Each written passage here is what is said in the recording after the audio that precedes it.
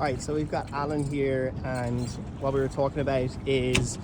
we've got, you know, light, medium, and heavy winds, but then we also have two other gears, which is like holy shit heavy winds, and then also ridiculously light winds, and that's what we're in right now, is ridiculously light. So what we've been talking about is what do you need to prioritize, and in a straight line when you're going for speed, what we're looking to prioritize here is his body weight in the boat.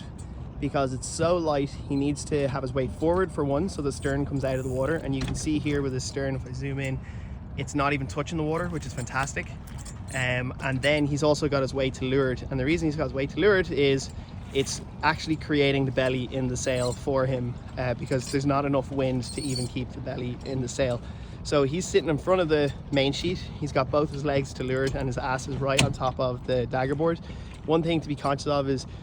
wherever the pressure is in your body is where the pressure is and the weight is on the boat. So if you're sitting down and the pressure's on your butt, that's where the weight is being transferred into the boat. And so some people that are kind of, you know, leaning in with their chest against the boom, but their ass is on the windward side and the pressure is on their ass, that means that the windward, you know, the weight is on the windward side of the boat, and you really need a bit of a leeward lean on the boat. So the other thing we've noticed here is we took the boom vang off entirely, or the kicker, and what we were saying to Alan is to pull his main in to a point that his boom comes into the corner of his boat, but it doesn't go down. So the minute it starts going down, you're no longer pulling your boom into your boat, you're pulling the boom down, which is tightening the leech, which is also bending the mast, and when you bend the mast, it means you're flattening out your sail. So we don't want that in super light winds, because,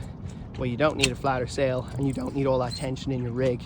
You're much better off having a nice soft rig like this, where he's able to control his main, and if he needs to, he can bear off a little bit and he can ease his main, and he's just focusing 100% on trying to keep speed in the boat. I was saying to him as well, he can go 5-10 degrees off the wind just to keep the speed in your boat. The screw pointing, it's all about just keeping the momentum in your boat. And the very final thing is you'll notice where his hand is with the tiller is he's in this kind of awkward frying pan hold, and the reason we were saying to do that is when he was holding it more like a dagger or a microphone, with this kind of, you know, shitty waves here as well, especially in West Van because there's lots of boat traffic, his tiller was just moving and kind of fishing around, and he was kind of losing control of the ability to be able to kind of keep his maintain his boat on the course that he wanted to. So by putting the tiller down on the deck of the boat and trying to keep it more at a 90-degree angle to his tiller extension to his tiller, he now has way stiffer rudder and control in the way that he wants to steer that boat.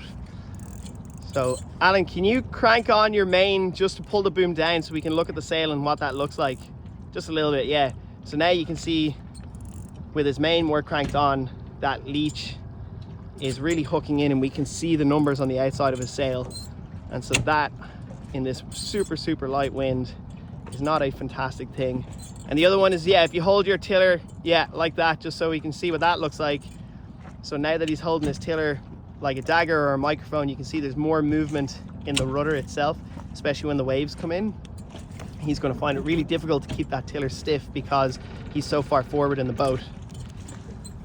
And that sometimes is not ideal. I'm more of a fan of having a stiff tiller, so the rudder in the water is stiff along with the dagger board,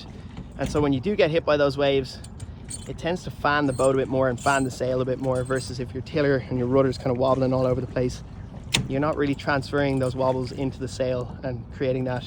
artificial wind, that fanning. So yeah, he's absolutely flying here.